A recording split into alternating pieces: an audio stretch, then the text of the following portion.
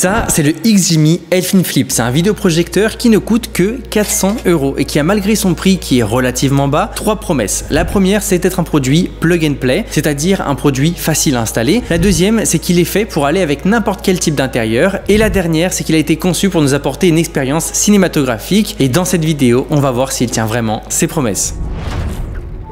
Donc la première promesse est qu'il est facile à utiliser et pour la première configuration, tout ce que tu as à faire, c'est suivre les étapes qu'on retrouve sur un téléviseur avec Google TV. Donc tout se fait vraiment très rapidement. Globalement, la toute première mise en route est toujours un peu prise de tête, mais XGIMI a depuis pas mal d'années pensé à plusieurs solutions par rapport à ça et nous propose une solution, enfin plusieurs solutions. La première, c'est l'autofocus. La deuxième, c'est la correction automatique de la distorsion trapézoïdale et la troisième, c'est l'adaptation intelligente des obstacles. Tout ça devrait permettre d'installer et d'utiliser le vidéoprojecteur en quelques secondes à chaque utilisation sans avoir besoin à faire des ajustements manuels. Du coup, j'ai pu tester ça et d'après ce que j'ai vu dans différentes conditions et dans différentes pièces, dès que tu places le vidéoprojecteur, il va vraiment automatiquement faire tout le temps la mise au point. Ça se fait en quelques secondes et ça fonctionne toujours très bien. Il va également corriger la déformation de l'image et il va globalement bien aligner le vidéoprojecteur au mur. Là, comme on peut le voir, il n'est pas vraiment face au mur et il a malgré tout réussi à faire une image qui est vraiment droite. Le seul petit défaut qu'on pourra lui attribuer, c'est que quand il a la distorsion automatique activée, il ne va pas forcément aller chercher l'image la plus grande et du coup, si tu veux vraiment optimiser la taille de l'image, il faudra passer en mode manuel. Et pour ce qui est de la détection d'obstacles, ça fonctionne vraiment bien.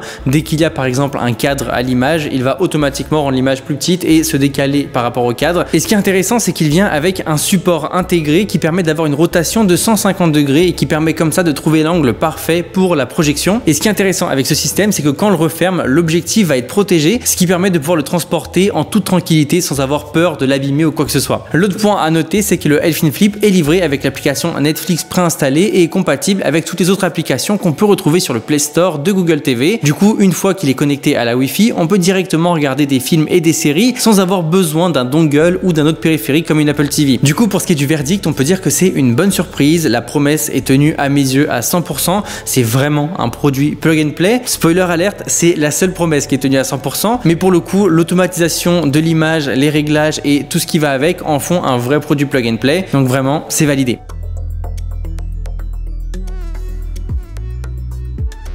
Pour ce qui est de la deuxième promesse, c'est qu'il est parfait pour tout type d'intérieur. XGIMI promet qu'il est capable d'accompagner partout, que ce soit dans des soirées, chez des amis, des déplacements professionnels ou pour des voyages. Il se veut globalement léger, facile à transporter et c'est l'un des principaux atouts que XGIMI nous vend. Par contre, pour un vidéoprojecteur portable, il est important de regarder aussi les options de connectique et son autonomie. Par rapport à la connectique, il va nous proposer une bonne variété entre l'HDMI et l'USB et du Wi-Fi et du Bluetooth. Ça permet comme ça de connecter facilement différents appareils comme un ordinateur portable, une console de jeu ou encore des enceintes externes. Par contre, c'est vrai qu'un port USB-C ou deux ports USB-C aurait pu être sympa, que ça soit pour le charger plus facilement, mais aussi pour pouvoir utiliser d'autres produits que ceux qu'on peut avoir avec de l'HDMI. Autre point à noter, c'est l'absence d'une batterie intégrée, ce qui signifie qu'il doit forcément être branché. Et là, comme tu peux le voir, il y a bel et bien un câble qui est en train d'alimenter le vidéoprojecteur. C'est d'un côté quelque chose de bien et c'est aussi quelque chose de pas forcément bien parce qu'il va forcément nous limiter à des espaces qui auront un accès à l'électricité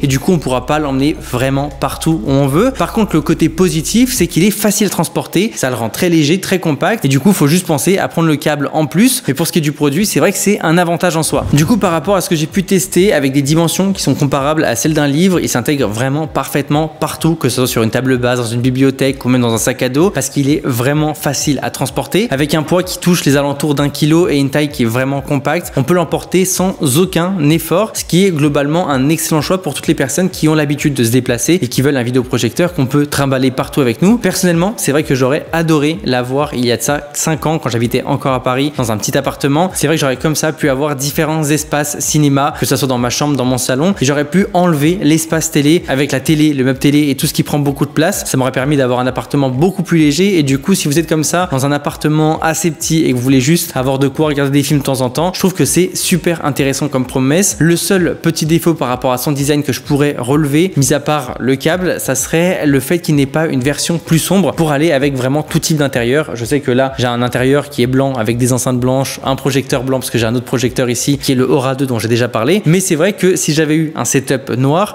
j'aurais aimé avoir quelque chose de peut-être gris, un gris sidéral un peu comme Apple, ou peut-être juste un vrai noir profond. Ça aurait pu être sympa. Du coup, c'est vrai que là, je chipote, mais c'est un petit peu dommage. Du coup, pour ce qui est de mon verdict par rapport au respect de la deuxième promesse, malgré l'absence de la batterie et le fait qu'on n'ait pas différentes couleurs, on a malgré tout un poids plume, un format très compact, des connectiques qui sont bien pratiques et faut dire qu'il est facile à installer et à transporter avec nous. Du coup, je pense que cette promesse a été respectée à 60% de la part de XGMI et vraiment pour la prochaine version, il faudrait juste un port USB-C pour le charger. Ça rendrait l'expérience complètement différente.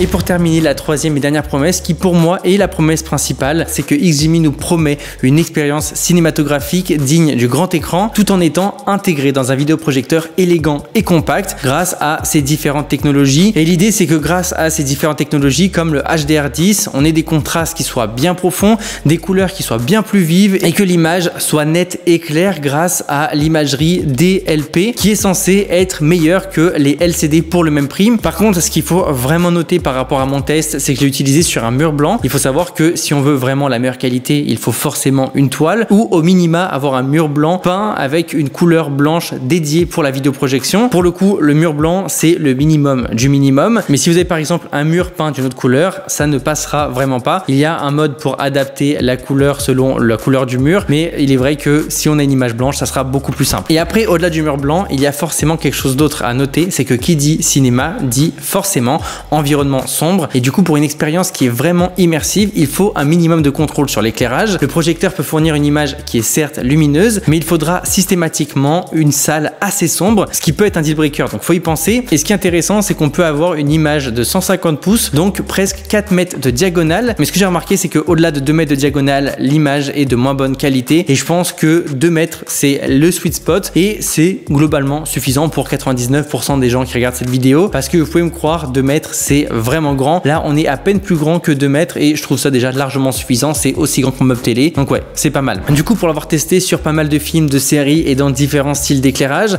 je trouve qu'il est particulièrement impressionnant pour le prix dans une pièce sombre sur des scènes qui ont beaucoup de contraste comme des films de science-fiction ou des films d'action. On retrouve malgré tout beaucoup de détails. C'est très rare pour le prix et globalement, les technologies comme le HDR10 font une différence. On a une bonne expérience immersive, l'image est suffisamment grande et globalement, je trouve ça difficile de faire mieux pour le prix. J'ai jamais rien vu de mieux à ce prix-là. Le point à améliorer sera évidemment le son parce qu'on a des haut-parleurs de 3 watts qui offrent un son surround qui est appréciable, on va dire, voilà, si c'est dans le produit est très fin, c'est très bien, mais si on veut une expérience cinéma, il faut forcément le coupler à des enceintes Bluetooth et pour le coup, j'ai pu le coupler à cette enceinte authentique 300 de JBL. Il faut dire que le combo est vraiment top. Avec des enceintes moins bien, ça sera suffisant, mais c'est vrai que cette enceinte-là a l'avantage d'avoir un caisson de base dans la partie du bas, ce qui fait que on a quelque chose de transportable, mais aussi de très sérieux en termes de qualité. Du coup, pour ce qui est du verdict, l'Elphin Flip offre sans aucun doute une expérience visuelle cinématographique avec des images qui sont nettes,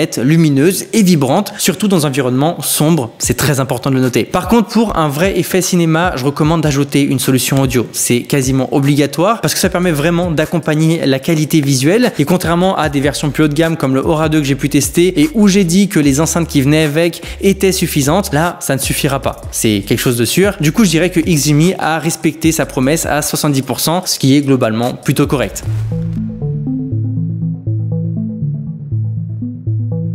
Du coup, pour conclure, est-ce qu'il faut acheter ce vidéoprojecteur? Ma réponse est ça dépend. Si vous avez un budget serré et que vous voulez un bon vidéoprojecteur entrée de gamme et qui en plus de ça nous apporte un bon design et un côté transportable, je ne peux que dire oui. Mais si vous avez un peu plus de budget, je vous recommande de prendre le Mogo 3 Pro pour 500 € qui permet de garder ce côté transportabilité, mais qui permet aussi d'avoir une batterie intégrée, ce qui apporte beaucoup plus de praticité pour toute la partie transportabilité justement. Et si vous avez encore un peu plus de budget, budget, je recommande vraiment le Halo Plus à 800 € qui offre une qualité vraiment impressionnante pour le prix et je trouve que c'est oui beaucoup plus cher et 2 fois plus cher que celui-ci, mais la qualité vaut vraiment le détour. Si vous avez encore plus de budget, et là on parle vraiment de quelque chose au-delà des 1500 € voire 3000, le Horizon est vraiment un game changer, mais c'est vrai que c'est 1500 € donc c'est très cher, et le Aura 2 que j'ai déjà testé est aussi plus qu'impressionnant, mais pour le coup là il faudra mettre 3000 € donc ça devient très très cher et ça reste un marché de niche. Mais si vous voulez un vidéoprojecteur entrée de gamme et pas trop cher, je recommande au minimum le Elfin Flip. Ne partez surtout pas sur des alternatives Amazon à 100 €. Oui, ça a l'air stylé comme ça, mais c'est jeter de l'argent par les fenêtres. C'est des produits qui sont pas forcément très fiables avec une qualité qui est vraiment mauvaise, et pour le coup le XGIMI offre un bon combo tout en un. J'utilise des produits XGIMI depuis plus de 3 ans maintenant et c'est vrai que j'ai été déçu par aucun des produits qu'ils ont pu m'envoyer, et du coup si vous cherchez un vidéoprojecteur pas cher, eh bien c'est celui-ci. En tout cas merci à toi d'avoir vu cette vidéo jusqu'à là et merci à XGIMI d'avoir sponsorisé la vidéo. Nous on se dit à très vite pour de prochains tests. C'était André Martin.